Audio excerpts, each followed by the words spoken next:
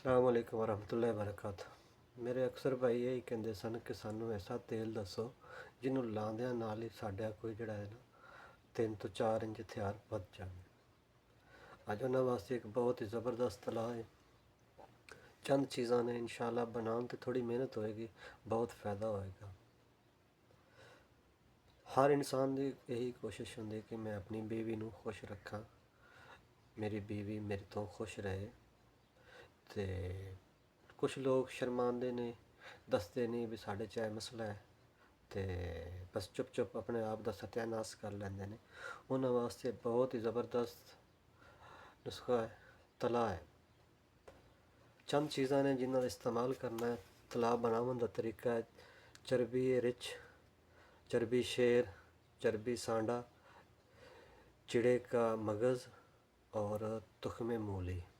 ये आपने एक एक तोला लेनी, सारी चीज़ें। ये 5 चीज़ें हैं तकरीबन। इनको बारीक पीस के ना रोगने कंजद तेल दे विच मिक्स कर लेना। तो उहदे विच ना घोटना है, देसी कुंडी लैके ना उहदे विच घोटना है भी इंज हो जाए जिवें मक्खन हो जाता है। ਜਦੋਂ ਮੱਖਣ ਬਣ ਜਾਏ ਤਾਂ ਉਦੋਂ ਸਮਝ ਲਓ, ਮੱਖਣ ਤਰ੍ਹਾਂ ਮੁਲਾਇਮ ਹੋ ਜਾਵੇ, ਉਦੋਂ ਸਮਝ ਲਓ ਵੀ ਤੁਹਾਡਾ ਤਲਾਅ ਤਿਆਰ ਹੋ ਗਿਆ। ਇਹਨੂੰ ਜਨਾਬ ਤੁਸਾਂ ਰਾਤ ਨੂੰ ਸੌਣ ਲੱਗਿਆ ਜਿਹੜਾ ਹੈ ਨਾ ਇਸਤੇਮਾਲ ਕਰਨਾ ਹੈ।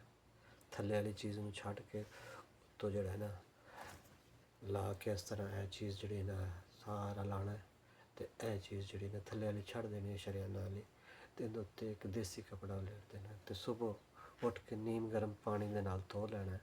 ਇਹਨੂੰ ਤੁਸਾਂ ਤਕਰੀਬਨ 1 ਮਹੀਨਾ ਇਸਤੇਮਾਲ ਕਰਨਾ ਹੈ। ਇਹਦਾ ਇਨਸ਼ਾਅੱਲਾ ਬਹੁਤ ਅੱਛਾ ਰਿਜ਼ਲਟ ਹੈ। ਬਹੁਤ ਲੋਕਾਂ ਨੇ ਅਜ਼ਮਾਇਆ ਹੈ, ਇਨਸ਼ਾਅੱਲਾ फ़ायदा होया है। तो तुसी भी आजमाओ, ਤੁਹਾਨੂੰ ਵੀ फ़ायदा होसे। अस्सलामु अलैकुम।